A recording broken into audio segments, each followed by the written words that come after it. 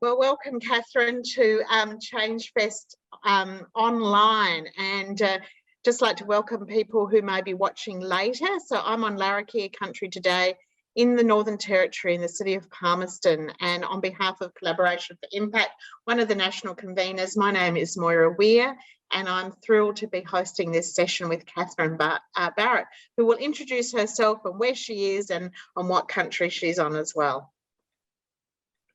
Thanks, Moira. I'm coming to you from the land of the Boon Wurrung people of the Kulin Nation, and really lovely to be connecting with you today. And what I was going to do was to share a little bit about the work that I do. So I'm going to share a PowerPoint presentation just with 10 images to share with you a little bit about Celebrate Aging and the work that I do, and then Moira and I are going to have a conversation. So just to share. That sounds fantastic. Good. And there we go. So we're, so fantastic. And Catherine, just before you go on, are these slides, will we be able to share those with people afterwards? Is that okay? Yeah, absolutely. Okay, yes, so fabulous. Absolutely. So just to let people know that we'll make this available in the show reel and show notes later for anyone who's joining at a later stage. Over to you. Great. So about 5 years ago, I set up a not-for-profit called Celebrate Aging. And the core aim was to challenge ageism and build respect for older people in Australia. But I was also concerned there are a couple of issues around disrespect for older people that I set about challenging as well. So I went to Celebrate Aging from academia, and in academia, I felt I was doing fantastic research, but I noticed that it wasn't translating to changes, to cultural changes. So setting up Celebrate Aging was really my way of saying, if I do this myself and I embed this work in community, can I create real change to build respect for older people? And that's what I've been doing for the last 5 years, and we've just become we've just got charitable status, and I'm going to share with you some of the work we've been doing and the strategy that we've just about to launch.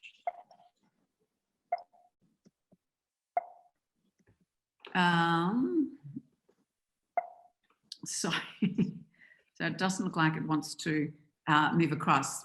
So in terms of what I wanted to do to start off with was just tell you a little bit about the approaches that we use at Celebrate Aging. One of the things that I'm really particularly proud of is an approach that we call the Elder Leadership Academy. And that is recognising that we don't wake up on our 65th birthday and suddenly have, you know, our knowledge and expertise and experience is gone. We still continue to build wisdom and knowledge and expertise as we age. So the Elder Leadership Academy is about recognising that older people have skills and capacity to co-lead projects to change the world. So we've had, we offer older people fellowships with the Elder Leadership Academy. So we work in partnership while they're implementing change. And this is Margarita Solis, who completed a fellowship with the Elder Leadership Academy at the age of 95. And really, you know, groundbreaking stuff.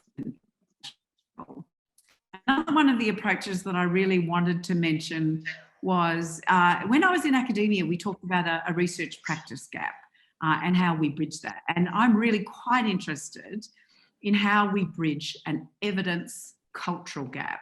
So we know what we need to do around respect for older people. We know what the problems are. And what we need to do is now engage people in undertaking solutions. And our approach is using art and narrative-based approaches to do that. And so it's really about how do we do things that are really engaging, that draw people in and create real change.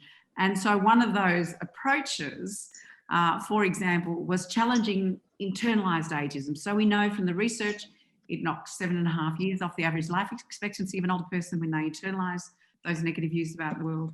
So one of the things that we did was something called Projecting Beauty, which was really catwalks against ageism. And what we've really literally done is fashion parades and inviting the models to get on the catwalk and to think about themselves as beautiful and empowered without worrying about what, you know, whether they, you know, how they look or what other people are thinking of them. And then we invite people to take those attitudes into their everyday life as a factor against ageism. And it's really quite powerful. And it's the first time in a long time that I've seen people sitting in the audience pointing at models on the runway and saying, I want to be that person. So looking at older people and going, that's how I want to be, that's who I want to be. So they're the approaches that we're really interested in. How do we make it engaging and interesting? And so some of the work that I've been doing, part of it is work around specific groups of people that are having issues, and part of it's much more general approaches. And this work is around, this work is called the Museum of Love. And it's work that really recognises that people with dementia are dehumanised so often. We often think of people with dementia as being a disease prone, but they are human beings who are living and loving with dementia. And so the Museum of Love gathers art that celebrates the importance of love in the lives of people with dementia. And if you get on that website, it's the most beautiful collections of art around love and dementia. Alice's Garage is the work that I do with older LGBTI people, and again, using art and narrative-based approaches. This image here was work around a story pantry that we developed for trans and gender diverse people as they age, who face the most extraordinary barriers to well-being because of the attitudes of other people. And what we did was a story pantry where everybody was invited to think about something that they valued about ageing and to really bottle it. And so Brenda's made blueberries and pears, and there's a story that goes alongside of that tells the story of what it is that she values as she ages. So that story pantry, that collection of images, then becomes a place of hope for other people. So that's Alice's Garage. The Opel Institute is work that I'm doing that, I've been advocating for 25 years for prevention of sexual assault of older women.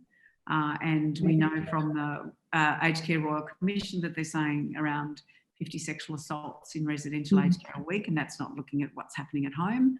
And so the Opel Institute is looking at sexual rights of older people and looking at art-based approaches here too. One of our projects was called In Her Shoes. And so we began documenting the experiences of older women who reported sexual assault and their families to reflect back to service providers, really, that there's hasn't been a lot of good listening happening by and large.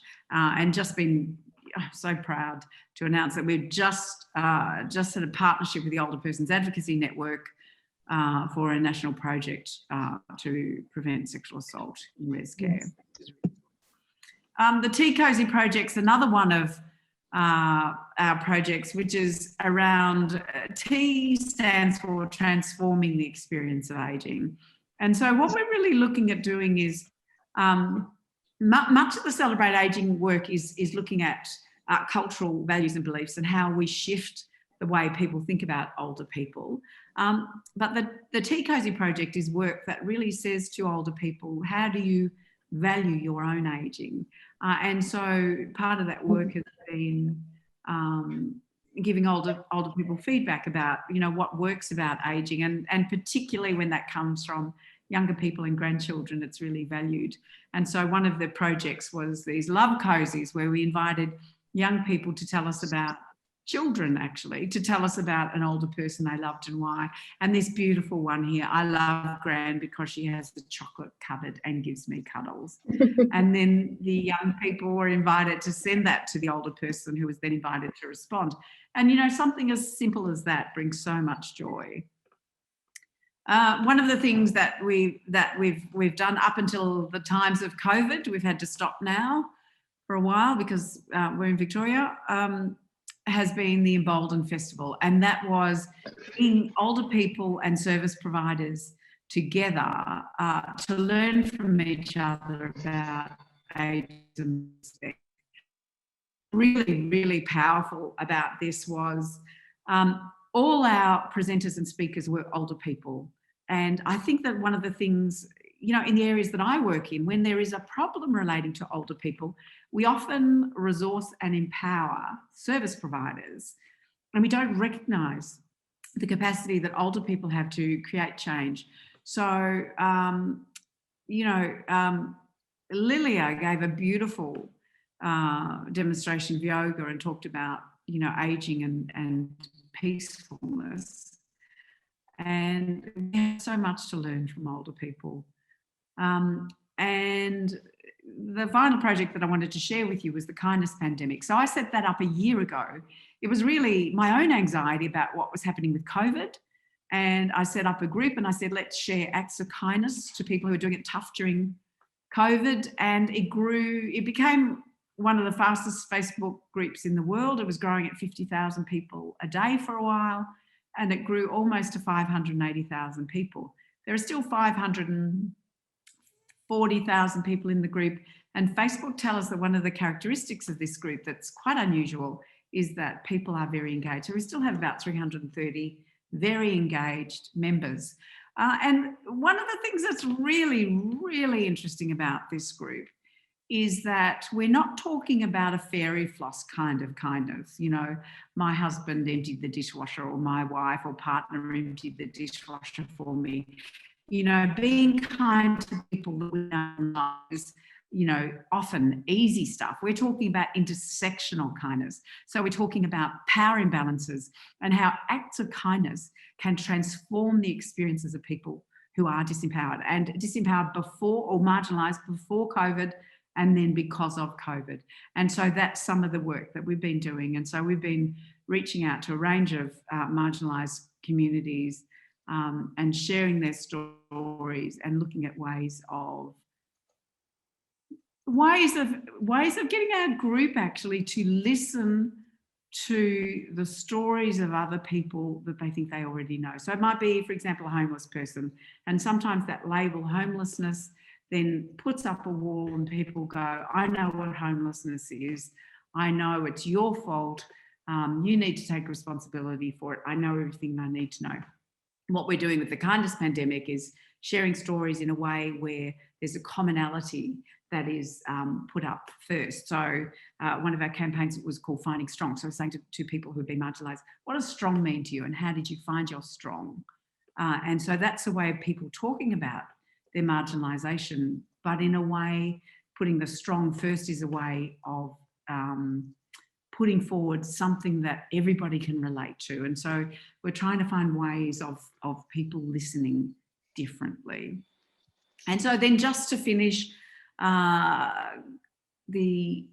work that Celebrate Aging has been doing for this year, we now have a strategy for the next 5 years. And what we are doing to start off with is a blueprint for respect. I believe that by and large, with the exception of some communities, you know, in Aboriginal communities, the respect is amazing. In some Asian and European cultures, respect for older people is amazing. But by and large, I think Australians have forgotten what respect for older people looks like. And so the first part of this work is developing a blueprint for respect. And so going out and talking to people about what respect means and documenting that, and then building a framework that people can use, making it practical. And as part of that, we're really interested in fostering some intergenerational collaboration. So that's us for the next 5 years. So that's it. That's what brilliant. I wanted. Thank you so much, Catherine. To share with you. We're going to have a little bit of a conversation now. So what I'm going to ask is if the people who are online want to put their cameras on, that would be lovely so we can really see your faces as well. Understand if you don't want to do that. Hi, Eula. Love to see your face, Claire or Julie or Laura, and whoever is in Kalgoorlie. I don't think you're just a Kalgoorlie site. Understand if you don't want to put your cameras on, but we would love to have this as a conversation. So I've got some questions I'd like to interview Catherine on. Hey, Julie, really nice to see your face, Kalgoorlie. Come on down. So I've got some questions, but you might have some questions as well. So I'm going to kick off, and we've got about another 10, 11 minutes, so we'd love to make the best use of this.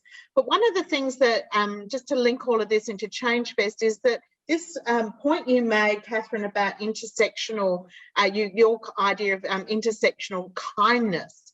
And I'm just wondering, because what you started was really a movement with the kindness pandemic, you know, growing to nearly 600,000 people virtually overnight, and I use those words virtually and overnight in quite deliberately. But I'm just wondering, what do you think, you know, how does that begin? How do we light that fire for the intersectionality of these things? Because that's really at the heart of our systems work. Yeah, look, I think it's been really interesting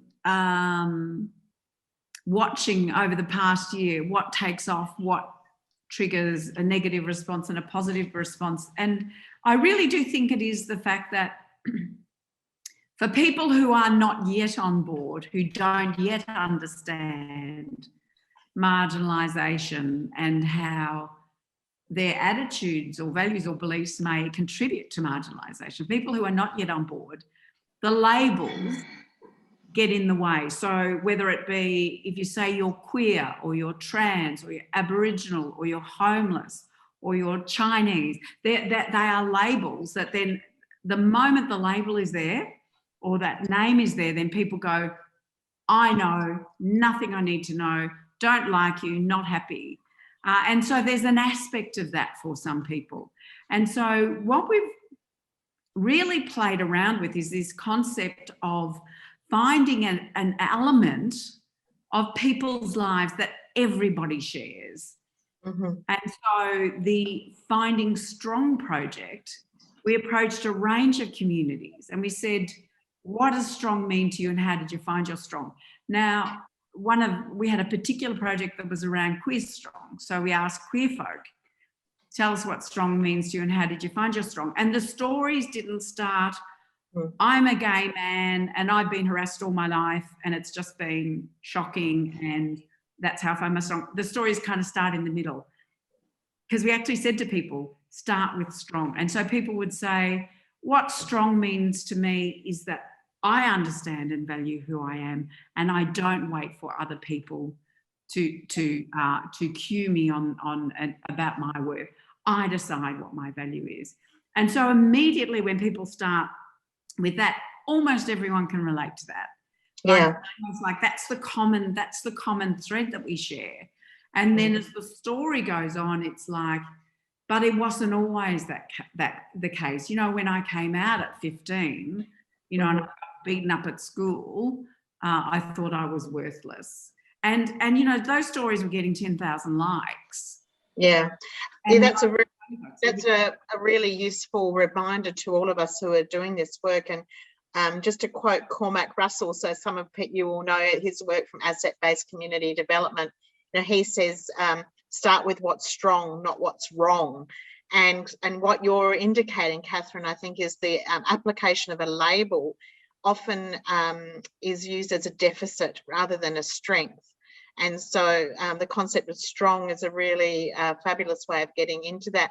And, you know, with, do you think there's been anything in because it was in an online context or in, you know, a non-therapeutic or, you know, a non-community services world, do you think any of those elements were important in this transformational work? Yeah, look, I think so, because it allows people to watch or listen or learn from the comfort of their own lounge room. So they're not required to go to a group that is for how people found their strong or even attend a presentation about what strong means to people. It's kind of like there might be a post about puppies and a post about supermarkets and then here's one about strong. And so it's that kind of mixing up of them. Yeah. People are exposed in ways that they might not allow themselves in a non-virtual world. Yeah, I'm going to invite people, if they've got a question, to pop it into the chat. But while they're doing that, my question is, if you were starting all over again, and given what you know now, is there anything that you would do differently? With Celebrate Aging or Kindness Pandemic? With any, just you as a practitioner, you know, you are very much a systems change maker. And so you've been doing this work both in academia and also on the ground in communities and in individuals' lives. And I'm just wondering if there's anything that you would do differently given what you have done now. Look, I think for me, there's a couple of things that I would have done differently. You know, one of them is swimming upstream's tough work. Like, to actually stand up and say no when everyone else is saying yes is really, really tough. You've got to know who you are, and taking a stand sometimes, that was incredibly difficult. So I've now started professional supervision for that. And so that's a place where I can recalibrate. So I find the recalibration incredibly important, that I go and speak to someone and I get to purge and then sit back and go, well, who am I and what do I value and what's my path and am I on track? So that's one thing. And then I think that belief in the work, for me, the belief in the work, and I think that it is actually, there's a gendered aspect to this as well too, you know, that being unapologetically me and being unapologetically committed to respect, not just for older people, but for anyone who's marginalised, being unapologetically that, I think is probably the biggest thing. I mean, some of the other things I did as well too is that, you know, this work has been unfunded. So what I did was the Celebrate Ageing work, which was unfunded, was a full-time job. And then I took on consultancy, another full-time job that brought in income that enabled me to do the other work. Now, I've done that for 5 years and that's too long.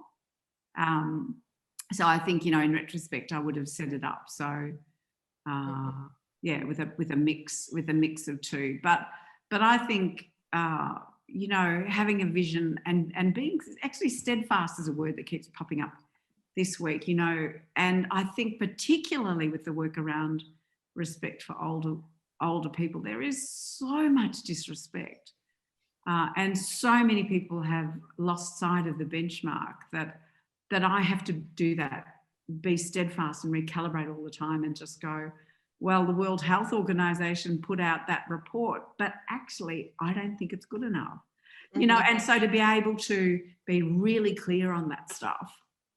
Yeah, thanks, Catherine. I know there's a couple of questions emerging here, and we've just got a few more minutes left. So want to ask your question? Hey, Catherine, thanks for sharing. It's been quite interesting. My question really just goes to your strategy, like your best strategy or any tips for us. Is there a particular tool that you used or lent on to generate followers for your movement? If there's one thing that really stands out that you think, yeah, well, that really got us a bit more traction in the general population. Yeah, and can I ask in what context you're going to use it? Oh, I mean, it's just, I guess we're all kind of working in our different spaces and all looking for different ways to engage people in what we're doing. So I don't have a particular thing that I'm thinking, oh, I'm going to use it now. It's just generally interested to see how others, you know, maybe it was Facebook or it's Instagram or it's actually, no, I'm just on the ground having these conversations. Okay. It's been really, really interesting for me to watch kindness draw people in. So same approach across a range of contexts, and then applying that approach to kindness and COVID, and 50,000 people a day. I think one of the things that's really interesting about that group is people are really tired of the antagonism and hate and anger and negativity on social media. And a lot of people are looking for something that is uplifting. And I think, and kindness, I think what our group have zero tolerance for unkindness or hate. Like we only have 12 admin for over 500,000 people, and Facebook say, how do you do it? Well, it's because our group reports stuff really quickly. They just go, no, this is a kindness space, and this is what people want. And they want stories. They want connection. They want to be able to connect with each other as human beings. And if it was a group that was just focused on problems and issues, it wouldn't have the same appeal. But people are often presenting their issues and challenges, and then they're saying how other people intervened and supported them and cared for them. And everybody wants to hear those stories, because everybody wants to think, not just during COVID that it will be all right, but that it will be all right afterwards. You know, this is not just about COVID. This is how we have arguably lost our way in some parts of this country, lost our way and become really focused on a whole heap of things that maybe don't matter so much as that human connection. So what I'm hearing is that the success is kind of based on how you frame up that group, really, from the beginning, and that's sort of carried through. Yeah, I think so. People want to be part of something that feels good and that is good, and I think that is changing the world.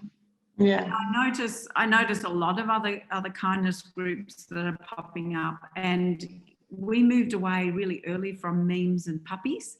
So people sharing pictures of cute puppies or memes, and we said to people, really cute, but doesn't change the world. And we have really strict criteria around, must be action focused to improve the lives of someone during COVID.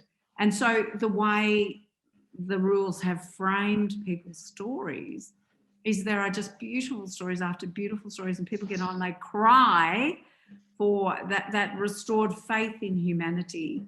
And so that's a fabulous way to frame change. So, you know, so I think, and everybody loves a first person narrative. So how do you frame your work so that people want to be part of it? To have a really important issue where you want to change something is one thing, but how do you make people want it? How do you draw people in? And I think being part of something that's hope-making, that's optimistic, is really lovely. Catherine, we're going to leave it there. Thank you for being the hope-making person for many of us. And I've been a big fan of the kindness pandemic as well. But the work you're doing around celebrating ageing speaks very close to my heart with my grey hair. Jane Fonda says turning 60 is Act 3. So I'm quite happy to be in Act 3 and seeing what's emerging for me as we go on. A few more people have joined us, and I'm wondering if they, just to let you all know that this has been recorded, so we will be able to make it available to other people afterwards. The slide set will also be available. Anyone else joining ChangeFest online, the YouTube link is in the ChangeFest Facebook page, and it's also, if you've registered online, it will also have been in your communications. So please join us again when we have our public plenaries, and we've got some more sessions today and tomorrow and Thursday online, which will be like this. They'll be more interactive. We will be having very workshopy related ones this afternoon and tomorrow. And today we had our special guest, Catherine Barrett. And so can we just perhaps come off mute and give her a round of applause so she can hear some of the love from us. Thank you. And just thank you all so much for joining us, and see you at the next session of ChangeFest Online. Till then, bye. Bye. Thanks, Catherine. Bye. Bye.